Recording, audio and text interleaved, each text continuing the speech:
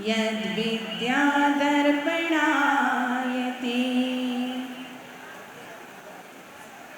भो आचार्येषु शान्तिसागरमुने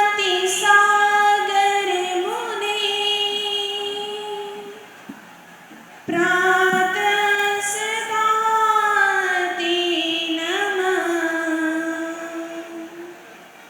ते वर्षे मुनिवीरसागर शिवो धर्माजितो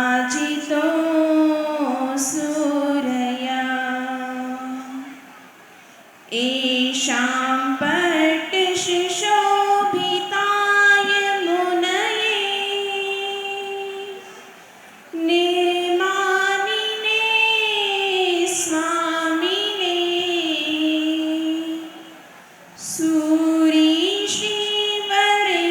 सूरीश्रीवरवर्धमान गुरवे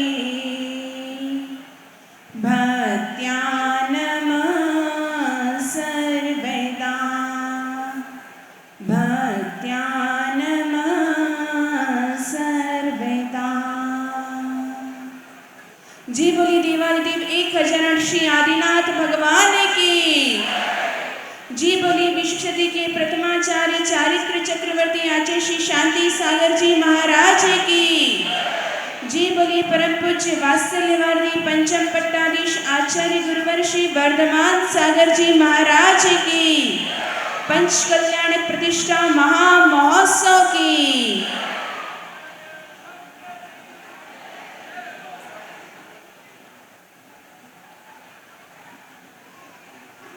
9:45 हो चुके हैं। आप लोग प्रातः 6 बजे से यहाँ पर उपस्थित हुए हैं।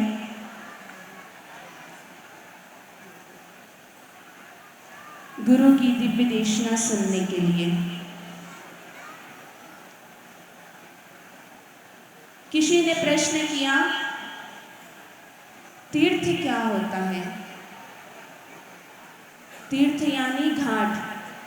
तीर्थ यानी घाट, जिसे पाकर संसार समुद्र से तरा जाए, वह तीर्थ है। हम घाट पर जाते हैं ना, जब हमें इस किनारे से उस किनारे जाना होता है, तो हम संसार समुद्र से किस प्रकार तीर्थ सकते हैं, उसे कहते हैं तीर्थ। और मोक्ष प्राप्ति के उपायभूत रत्नत्रय धर्म को जो धारण करता है, उसके प्रवर्तक होते हैं, वे कहलाते हैं तीर्थंकर। शास्त्रों में कहा है, तीर्थम करोति इति तीर्थंकरः। इस तरह धर्म तीर्थ के जो कर्ता होते हैं, उन्हें तीर्थंकर कहते हैं। तो आज हम सभी यहाँ पर आदिनाथ तीर्थंकर का पंच कल्याण प्रतिष्ठा महामहोत्सव मनाने के लिए एकत्रित हुए हैं। तीर्थंकरों का तीर्थ, इनका शासन सर्वजन हितकारी होता है, सर्व सुखकारी होता है, इसीलिए इसे सर्वोदय तीर्थ भी कहा जाता है। आज आप लोग पूरे उदयपुर का वातावरण देखिए कि सर्व शांतिमय है। इतनी भीड़ भाड़ है, इतनी जनता उमड़ रही है, लेकिन किसी को कोई अशांति नहीं है, किसी को कोई तकलीफ नहीं है, क्योंकि अभी हम सभी आदिनाथ तीर्थंकर प्रभु का महापंच कल्याण प्रतिष्ठा महोत्सव मना रहे हैं। जीव यदि पुरुषार्थ करे तो पति से पावन परमात्मा बन सकता है, निगोद पर्याय से निकल करके अपना उत्थान कर सकता है, और यहाँ तक निरंजन से निर्वाण पद की प्राप्ति भी कर सकता है। अब प्रश्न उपस्थित होता है, ये सब हम कैसे प्राप्त करेंगे? अगर हमें परमात्मा बनना है तो उसके लिए हमें क्या पुरुषार्थ करना पड़ेगा? मोक्ष जाने के लिए तीर्थंकर बनना जरूरी नहीं है। मोक्ष जाने के लिए तीर्थंकर बनना जरूरी नहीं है, किंतु तीर्थ प्रवर्तन कर व्यापक रूप से धर्म प्रभावना और जगत का हित करने के लिए तीर्थंकर बनना जरूरी है। अगर हम पुरुषार्थ करेंगे तो मोक्ष तो जा सकते हैं, लेकिन तीर्थंकर प्रकृति का बंध करने के लिए, प्राणी मात्र के लिए शांति का उपाय सोचने के लिए तीर्थंकर प्रकृति का बंध होना आवश्यक है। जीवन के इन्हीं 5 पावन प्रसंगों की यहाँ पर चर्चा देखने और सुनने को मिल रही है, और इन प्रसंगों पर स्वर्गों से समस्त इंद्रादिक आकर पूजा आदि करते हैं। जैसा प्रथम दिन कहा गया था कि अब आप लोग जो ये मंच के ऊपर बैठे हैं, ये लोग कौन हैं? कौन है?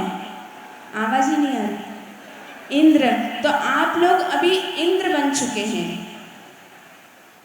अभी वर्तमान में तो साक्षात इंद्र यहाँ पर नहीं आ सकते, लेकिन आपके अंदर इंद्र पद की स्थापना की है कि आप इंद्र की वेशभूषा पहन करके तीर्थंकर प्रभु की महापूजा महाअर्चना कीजिए। तो पंचकल्याण प्रतिष्ठा महोत्सव जैन परंपरा में जिन बिंब प्रतिष्ठा का महान अनुष्ठान है, इसमें जिन बिंब की प्रतिष्ठा होती है, इस अनुष्ठान में तीर्थंकर भगवंतों के जीवन का चरित्र हमें यहाँ पर दिखाया जाता है।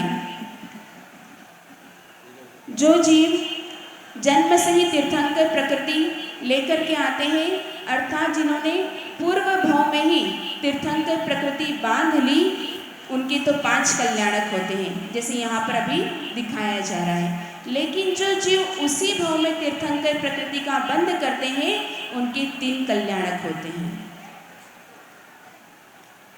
साक्षात तीर्थंकर भगवान तो संसारातीत हो गए हैं, वे अब पुनः यहाँ पर लौट के आने वाले नहीं हैं।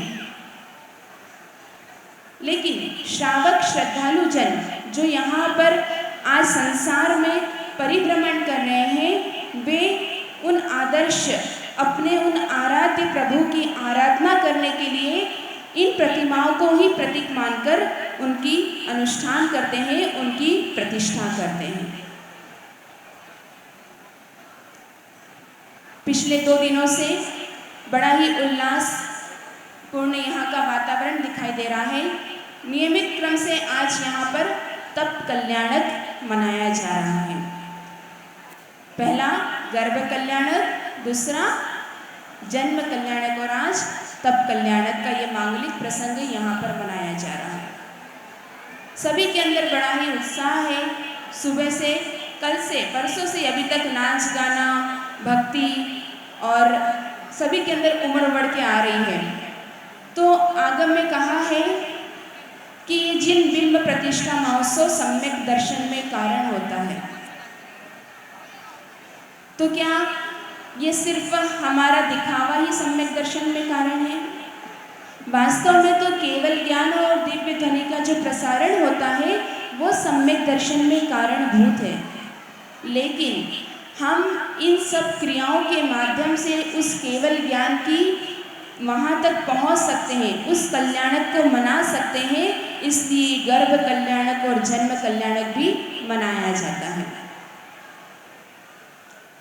आप लोगों ने गर्भ कल्याणक का स्वरूप देखा।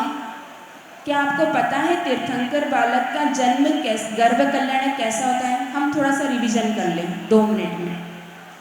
तीर्थंकर प्रभु का गर्भ कल्याणक किस प्रकार मनाया गया?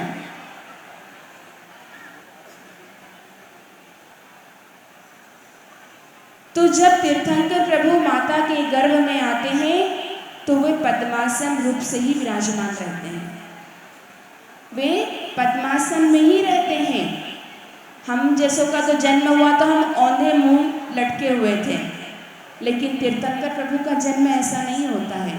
वे गर्भ में पद्मासन रूप से ही रहते हैं।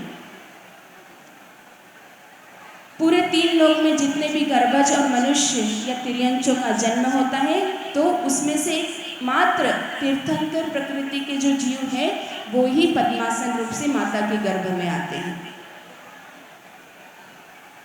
और हमारा जन्म कैसा हुआ है? उल्टे मुंह, सीधे मुंह जैसा भी हुआ है। और किस प्रकार हुआ? जहाँ विष्ठा थी, गंदगी थी, मलिनता थी, ऐसी माता के गर्भ में हमारा जन्म हुआ। लेकिन तीर्थंकर प्रभु पवित्र आत्मा है, उनका जन्म इस प्रकार की किसी गंदगी में नहीं होता है। अष्ट कुमारियाँ और 56 कुमारियाँ आकर के माता की गर्भ का शोधन करती है। वहाँ पर किसी भी प्रकार की कोई गंदगी नहीं होती है। जितनी भी महिलाओं ने गर्भ धारण किया उन्हें तकलीफ होती है, कष्ट होता है, लेकिन जब तीर्थंकर प्रभु की माता तीर्थंकर को जन्म देती है तो उन्हें किसी भी प्रकार की कोई तकलीफ नहीं होती, कोई पीड़ा नहीं होता, कोई कष्ट नहीं होता। तो ये उस महान पुण्यशाली जीव का ही प्रताप है। वो माता भी धन्य है जिन्हें जन्म में गर्भ में आने से पहले ही स्वप्न में आ गए कि उनके पवित्र कोख में एक महापुरुष का जन्म होने वाला है। सोचिए कितना पुण्य होगा उस माता का। तो गर्भ कल्याणक आपने देखा, 16 स्वप्न आते हैं, ऐरावत दिव्य विमान दिखाई देता है, रत्न राशि दिखाई देती है, आदि आदि मांगलिक प्रसंग दिखाई दिए जाते हैं। अब हम जन्म, तो जब तीर्थंकर प्रभु का जन्म हुआ तो जन्म तो मध्य लोक में हुआ, लेकिन खबर कहाँ पर हुई? कल देखा था आप लोगों ने, सब लोग मौन होकर के बैठे। देवलोक में, और मध्य लोक से देवलोक कितना ऊपर है? 7 राजू। जैसे ही यहाँ पर तीर्थंकर प्रभु का जन्म हुआ, 7 राजू में खबर पहुँच गई और इंद्र सौदर में इंद्र का आसन कंपायमान हो गया कि मध्य लोक में आज तीर्थंकर प्रभु का जन्म हुआ है।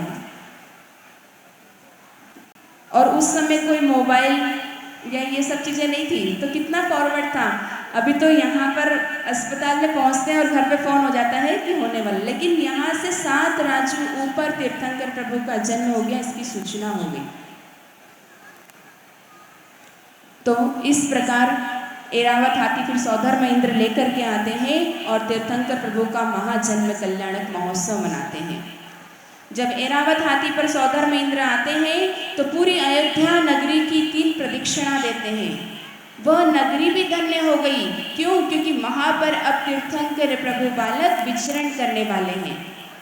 जिस प्रकार से यह उदयपुर नगरी आज धन्य हुई है, क्योंकि जब से आचार्य श्री का यहाँ पर मंगल पदार्पण हुआ है, तब से प्रतिदिन धर्म की वर्षा हो रही है, धर्म की गंगा बह रही है, दिन रात तत्व चर्चा चल रही है।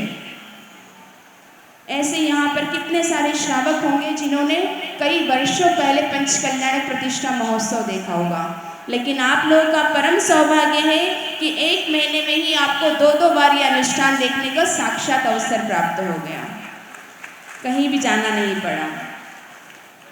तो आचार्य श्री का मंगल सानिध्य हमें यहाँ पर प्राप्त हुआ है। आज तप कल्याणक का मांगलिक प्रसंग है। आचार्य श्री ने अभी तक अपने सिद्धहस्त कमलों से 105 भव्य जीवों को दीक्षा प्रदान करके उनका कल्याण का मार्ग प्रशस्त किया है। तो हम सब भी आचार्य श्री के मुख से ही आज की महिमा जानेंगे, क्योंकि दीक्षा कल्याण का अधिकार आचार्य परमेश्वरी के पास होता है। तो हम आचार्य श्री से दीक्षा कल्याण का महत्व जानेंगे कि हम अपने जीवन में किस प्रकार से वैराग्य को अपना करके इस संयम के मार्ग पर आगे बढ़ सकते हैं, किस प्रकार से अपने जीवन में संयम को ग्रहण कर सकते हैं, धारण कर सकते हैं, आदि आदि ये सब आचार्य श्री के मुख से हम लोग को जानने का अवसर प्राप्त होगा। और कहा जाए कि रत्न तो बहुत होते हैं, रत्न तो बहुत होते हैं, लेकिन उसमें चिंतामणि रत्न मिलना बहुत दुर्लभ है। वृक्ष तो बहुत होते हैं, उसमें कल्प वृक्ष का मिलना बहुत दुर्लभ है।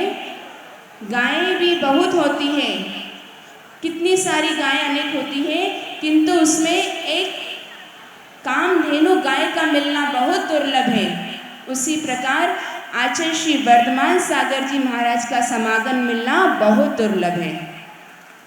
लेकिन आप लोगों को तो वो मिल चुका है, अब समय है तो उसमें भी समागम तो सभी को मिल गया, लेकिन उसमें आचार्य श्री का चातुर्मास मिलना बहुत दुर्लभ है।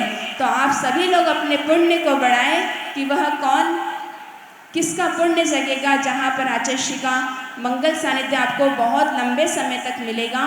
तो हम आचार्य श्री के चरणों में नमोस्तु करते हैं इन्हीं मंगल भावनाओं के साथ कि बसंत के आने से प्रकृति संवर जाती है, बसंत के आने से प्रकृति संवर जाती है और संतों के आने पर संस्कृति और प्रकृति दोनों बदल जाती है, संस्कृति और प्रकृति दोनों बदल जाती है।